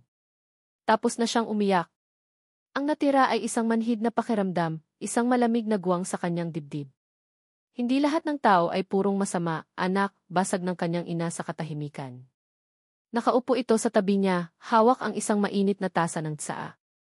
Minsan, sila ay mga taong gumawa lang ng isang napakasamang bagay. Hindi lumingon si Alya. Pero paano, nanay? Paano ako magpapatuloy? Sa tuwing titingin ako sa kanya, ang mukha ni kuya ang makikita ko. Hindi ko alam, anak, malungkot na sagot ni Nanay Elia. Ang alam ko lang, ang galit ay parang laso na ikaw mismo ang iinom, pero umaasa kang ang iba ang mamamatay. Kakainin ka lang nito ng buo. Adrian. Hindi na kaya ni Adrian ang manatili sa loob ng bungalo. Ang apat na sulok nito ay sumisikip, sinasakal siya. Isang hindi mapigilang puwersa ang nagtulak sa kanya na tumayo. Kailangan niyang gawin ang isang bagay. Hindi niya alam kung ano. Kailangan lang niyang gumalaw. Kinuha niya ang isang itim na jacket at lumabas sa gitna ng rumaragasang ulan. Ang hangin at ulan ay sumasampal sa kanyang mukha, ngunit hindi niya ito ininda. Naglakad siya, walang tiyak na direksyon, hanggang sa ang kanyang mga paa ay nagdala sa kanya sa isang pamilyar na lugar, ang maliit na kalsada papunta sa bahay ni Alya. Nakatayo siya sa tapat ng maliit na bahay na kahoy, basang-basa, na parang isang basang sisiw. Ang dilaw na ilaw mula sa bintana nito ay ang tanging mainit na bagay sa malamig at madilim na gabi. Ano ang ginagawa niya rito? Hihingi ng tawad? Anong karapatan niyang humingi ng tawad? Biglang bumukas ang pinto. Hindi si Alya ang lumabas, kundi ang kanyang ina. Nakatayo ito sa may pintuan, hawak ang isang payong. Ang mukha nito ay payat at may bakas ng sakit, ngunit ang mga mata nito ay matatag. Tiningnan siya nito, hindi nang may galit, kundi nang may isang malalim at nakakapanghinang kalungkutan. Walang nagsalita. Ang tanging maririnig ay ang walang tigil na buhos ng ulan. Pagkatapos ng tila isang walang hanggang sandali, pumasok muli sa loob si Nanay Elia. Akala ni Adrian ay isasara na nito ang pinto. Ngunit bumalik ito, may dalang isang maliit at lumang notebook na medyo kupas na ang takip. Dahan-dahan itong lumapit kay Adrian, iniabot ang notebook. Ang mga mata nila ay nagtagpo at sa mga mata ng ina ni Marco, nakita ni Adrian ang bigat ng lahat ng sakit na kanyang idinulot. Ito ang diary ng anak ko, sabi ni Nanay Elia, ang boses ay mahina ngunit malinaw sa gitna ng ulan. Ang mga pangarap niya, ang mga takot niya, nandyan lahat. Baka dapat mong malaman kung kaninong buhay ang kinuha mo. Kinuha ni Adrian ang notebook, ang kanyang mga kamay ay nanginginig. Ang papel ay malamig at bahagyang mamasa-masa. Basahin mo to, sabi ng matanda, ang kanyang mga mata ay hindi bumibitiw. At pagkatapos, umalis ka na. Ang diary ni Marco ay nakapatong sa mesa sa harap ni Adrian, na parang isang hukom na tahimik na naghihintay. Basang-basa pa rin ang kanyang damit, at ang lamig ay tumatagos hanggang sa kanyang mga buto, ngunit hindi niya ito alintana. Ang lahat ng kanyang atensyon ay nasa maliit na notebook na iyon. Ang bigat nito sa kanyang mga kamay kanina ay parang bigat ng isang buhay. Sa loob ng isang oras, nakatitig lang siya rito. Takot siyang buksan ito. Takot siyang harapin ang kaluluwa ng lalaking ang tanging kilala niya ay ang pangalan sa isang medical chart at ang imahe ng isang katawang walang buhay. Ang pagbukas sa diary na ito ay parang pagbukas sa isang puntod, at hindi niya alam kung handa ba siya sa kung ano ang makikita niya sa loob. Ngunit ang mga huling salita ng ina ni Alya ay umalinggaw sa kanyang isipan. Umalis ka na. Alam niyang hindi siya maaaring umalis nang hindi muna hinaharap ito. Utang niya iyon kay Marco. Utang niya iyon kay Alya. Huminga siya ng malalim, isang hiningang nanginginig, at marahang binuksan ang unang pahina. Ang sulat kamay ay magulo, puno ng enerhiya at sigla ng isang kabataan. Ang unang mga entry ay tungkol sa kanyang pag-alis mula El Nido papuntang Maynila. Puno ito ng pananabik. Unang araw sa Maynila. Grabe, ang ingay. Ang daming sasakyan, ang daming tao. Nakakalula. Pero ito na iyon. Simula na ng pangarap kong maging engineer. Para kay nanay at tatay at para sa kapatid kong si Alia. Balang araw, igagawa ko sila ng pinakamalaking bahay sa El Nido. Habang binabasa ni Adrian ang bawat pahina, isang tao ang unti-unting nabubuo sa kanyang isipan. Hindi isang pasyente. Hindi isang kaso. Isang tao. Isang binatang nangulila sa luto ng kanyang ina. Isang kuya na ipinagmamalaki ang bawat munting achievement ng kanyang bunsong kapatid. Nagdrawing si Alia ng mapa ng El Nido tapos pinadala niya sa akin. Sabi niya, para daw hindi ako maligaw pa uwi. Ang kulit talaga ng batang iyon. Miss ko na siya. Napapikit si Adrian, ang mga salitang iyon ay parang mga karayom na tumutusok sa kanyang puso. Binasa niya ang tungkol sa mga pangarap ni Marco. Ang planong palakihin ang Araw Tours. Ang planong magtayo ng isang maliit na library para sa mga bata sa kanilang baryo. Ang kanyang pag-ibig sa dagat, sa mga bituin at sa simpleng buhay. Ang bawat salita ay isang testamento sa isang buhay na puno ng pag-asa, isang buhay na siya ang pumutol. Dumating siya sa mga huling pahina. Ang sulat kamay ay nag-iba, may bahid ng pag-aalala. Isinulat ito ni Marco ilang araw bago ang aksidente. Medyo masama ang pakiramdam ko nitong mga nakaraang araw. Parang laging kumakabog ng mabilis ang dibdib ko. Baka pagod lang sa school. Hindi ko na lang sasabihin kina nanay, baka mag-alala pa. Itutulog ko na lang. At pagkatapos, ang huling entry. Isang maikling talata na isinulat sa gabi bago ang araw na iyon. Ang ganda ng buwan ngayong gabi. Naalala ko tuloy noong bata kami ni Alia, lagi kaming nakahiga sa dalampasigan at nagbibilang ng bituin. Sabi ko sa kanya, pag namatay ako, magiging isa ako sa mga bituin na yon para mabantayan ko siya palagi. Sana, kahit nasaan man ako, lagi siyang titingala. Hinding-hindi ko siya iiwan. Doon na bumigay si Adrian. Isang hikbi ang kumawala mula sa kanyang dibdib, isang tunog na puno ng sakit at pagsisising napakatagal na niyang kinikimkim. Ang mga luha ay malayang dumaloy sa kanyang mga pisngi, tumutulo sa mga pahina ng diary, hinahalo ang kanyang luha sa tinta ng mga salita ni Marco. Hindi lang siya pumatay ng isang pasyente. Kinuha niya ang isang anak, isang kapatid, isang pangarap. Kinuha niya ang isang bituin mula sa kalangitan ni Alia. Ang bagyo sa labas ay humina na, napalitan ng isang mahinang ambon. Ngunit ang bagyo sa loob ni Adrian ay mas lalo pang lumakas. May kailangan siyang gawin. Hindi para sa sarili niya, kundi para kay Alia. Tumayo siya. Ang kanyang mga kilos ay may bigat ngunit mayroon ng direksyon. Naglakad siya palabas, pabalik sa madilim at basang gabi. Hindi na siya bumalik sa bahay nila. Ang kanyang mga paa ay dinala siya sa isang lugar na minsan nang ikinuwento sa kanya ni Alia. Ang maliit na simbahan sa tuktok ng isang burol na tanaw ang buong bayan. Ang lugar kung saan sila madalas pumunta ng kanyang kuya Marco. Basang-basa at putikan ang daan paakyat, ngunit hindi niya ito ininda. Pagdating niya sa tuktok, nakita niya ito. Ang pinto ng maliit na kapilya ay bahagyang nakabukas, at isang malamlam na ilaw ang nagmumula sa loob. Pumasok siya ng marahan. At naroon siya. Nakaupo si Alia sa isa sa mga lumang bangko sa harap mag-isa. Nakayakap ito sa sarili, nakatingin sa walang laman na altar. Ang kanyang anyo ay larawan ng isang taong nawalan ng lahat. Hindi siya napansin ni Alia.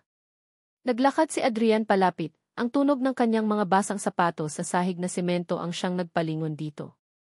Nang makita siya ni Alia, ang kalungkutan sa mga mata nito ay napalitan ng gulat at pagkatapos ay ng isang malamig at maingat na pader. Walang galit. Walang sigaw. Isang bagay na mas masakit pa, kawalan. Hindi umupo si Adrian sa tabi niya.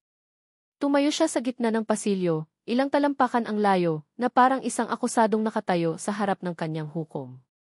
Hawak niya ang diary ni Marco sa kanyang kamay. Binasa ko, sabi niya, ang kanyang boses ay basag at halos pabulong. Binasa ko lahat. Hindi umimik si Alia. Nakatingin lang ito sa kanya. Wala ako rito para humingi ng tawad, Alia, pagpapatuloy ni Adrian, ang bawat salita ay isang pag-amin ng kanyang kasalanan. Dahil kahit ako, hindi ko mapatawad ang sarili ko. At walang anumang salita ang makakapagpabago sa nangyari. Huminga siya ng malalim, pinipilit na buuin ang mga salitang matagal na niyang itinatago. Pero nandito ako dahil karapatan mong malaman ang totoo. Ang buong katotohanan. Hindi ang bersyon ni Belle. Hindi ang bersyon ng mga tsismis. Ang katotohanan mula sa gabing iyon. Tumingin siya sa malayo, ang mga mata ay nakikita ang isang eksenang hindi nakikita ni Alia. Isa lang akong batang residente noon. 2 taon ko pa lang. Ang gabi na iyon isang malaking aksidente sa highway. Sunod-sunod ang dating ng mga pasyente. Ang ANC ay parang isang war zone. Ang kapatid mo si Marco isa siya sa mga dinala. Internal bleeding. Napakalala. Kailangan siyang operahan agad. Ang kanyang boses ay nanginginig, ngunit hindi siya tumigil. Ang senior surgeon na dapat gagawa noon ay na-stuck sa isang operasyon. Walang ibang available. Kaya ako ang pinasok. Sinabi ko, kaya ko. Puno ako ng yabang noon, Alia. Akala ko kaya kong gawin ang lahat. Akala ko Diyos ako.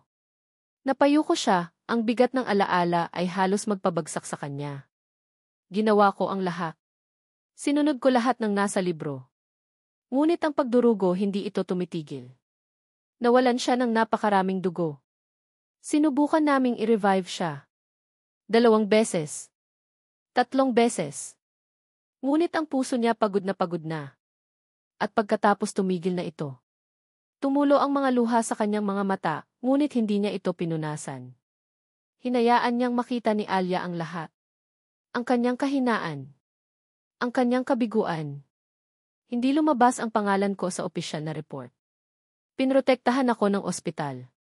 Sabi nila, ginawa ko ang lahat ng tama, na kahit sino pa ang gumawa ng operasyon, ganoon pa rin ang kahihinatnan. Pero alam ko ang totoo. Baka kung mas magaling ang gumawa, baka kung mas may karanasan, baka may nag-iba. Huminga siya ng malalim at pagkatapos ay tumingin siya diretso sa mga mata ni Alia. Ang kanyang tingin ay puno ng lahat ng sakit at pagsisisi na kayang dalhin ng isang tao. Hindi ako umalis sa operating room sa loob ng 2 oras pagkatapos noon. Nakaupo lang ako doon, sa sahig, nakatingin sa walang laman na mesa. At mula ng gabing iyon, dala-dala ko siya. Dala-dala ko ang kabiguan na iyon. Kaya ako naging ganito. Kaya ako nagtago sa likod ng trabaho. Dahil sa takot. Dahil sa kahihiyan. Tumingin siya sa diary na hawak niya. Pero hindi siya isang kabiguan lang. Siya si Marco. At karapatan mong malaman ang lahat. Tumahimik ang lahat. Ang tanging maririnig ay ang mahinang patak ng ulan sa labas. Si Alia ay hindi gumalaw. Nakikinig lang ito, ang kanyang mukha ay isang blankong canvas. Pagkatapos ng tila isang walang hanggang sandali, itinaas niya ang kanyang tingin. Ang kanyang mga mata ay namumugto at pula, ngunit wala na ang lamig doon. Napalitan ito ng isang bagay na mas malalim, isang tanong na nanginginig. Sa isang boses na basag, halos hindi marinig, tinanong niya ang nag-iisang tanong na mahalaga sa kanya. Siya ba nahirapan ba siya? Ang tanong ay lumutang sa malamig na hangin ng kapilya, isang tanong na matagal nang nakakulong sa puso ni Aliana. Sa loob ng maraming taon, ang gumugulo sa kanyang isipan ay hindi lang ang sakit ng pagkawala, kundi ang takot. Ang takot na ang kanyang kuya Marco ay nag-iisa at naghihirap sa kanyang mga huling sandali. Tumingin siya kay Adrian at nakita niya ang pagbabago sa mga mata nito. Ang sakit ng pagkakasala ay naroon pa rin, ngunit mayroon ng isang bagong emosyon na lumitaw, isang malalim at taos-pusong pakikiramay. Huminga ng malalim si Adrian na parang tinitimbang ang bawat salita. Alam ni Alia na kung magsisinungaling ito, kung sasabihin ito ang gusto niyang marinig para lang pagaanin ang kanyang loob, malalaman niya. At iyon ang sisira sa anumang natitirang hibla ng koneksyon sa pagitan nila. Ang totoo, Alia, simula ni Adrian, ang kanyang boses ay mahina ngunit matatag, hindi ko alam. He was unconscious when he arrived at the EC. Hindi na siya muling nagkamalay. Ang masasabi ko lang, ginawa namin ang lahat para hindi siya makaramdam ng sakit. Binigyan namin siya ng gamot. Hindi siya nag-iisa. Ang buong team ko ay naroon, lumalaban para sa kanya hanggang sa huli. Ang katapatan sa kanyang mga salita ay tumago sa puso ni Alia. Hindi ito isang matamis na kasinungalingan, kundi isang masakit na katotohanang binalot sa respeto. At sa hindi maipaliwanag na dahilan, ang katotohanang iyon ay nagbigay sa kanya ng isang uri ng kapayapaan na matagal na niyang hinahanap. Ang kanyang kuya ay hindi nag-iisa. May mga taong lumaban para sa kanya. Tumulo ang mga luha mula sa mga mata ni Alia, ngunit sa pagkakataong ito, hindi na ito luha ng galit o pagtataksil. Ito ay luha ng pagluluksa. Isang pagluluksa na sa wakas ay nagsisimula pa lang, malinis at walang bahid ng pagdududa. Ang pader sa pagitan nila ay hindi tuluyang gumuho, ngunit isang maliit na siwang ang nabuksan. Isang siwang na dinaanan ng isang sinag ng pag-unawa. Nakita niya si Adrian hindi na bilang isang halimaw, hindi na bilang berdugo ng kanyang kapatid. Nakita niya siya bilang kung sino talaga siya, isang tao. Isang taong nagkamali, isang taong nasaktan, at isang taong naging biktima rin ng isang malagim na gabi, tulad niya. Pareho silang binago ng gabing iyon. Pareho silang may dalang peklat. Lagi kong iniisip, bulong ni Alia, na kung nandoon lang ako, baka may nagawa ako. Baka napigilan ko siya. Baka nailigtas ko siya. Doon niya naunawaan. Ang kanyang pagnanais na iligtas si Adrian ay hindi lang tungkol kay Adrian. Ito ay tungkol sa kanya. Ito ay ang kanyang paraan para subukang itama ang isang pagkakamaling hindi naman niya kasalanan. Ito ay ang kanyang paraan para labanan ang pakiramdam ng kawalan ng magawa noong gabing namatay ang kanyang kuya. Hindi mo kasalanan yon, Alia, sabi ni Adrian, ang kanyang boses ay puno ng pait. At hindi mo rin responsibilidad na pagalingin ang mga sugat na idinulot ng ibang tao. Lalo na hindi ang mga sugat ko. Tumango si Alia, dahan-dahan.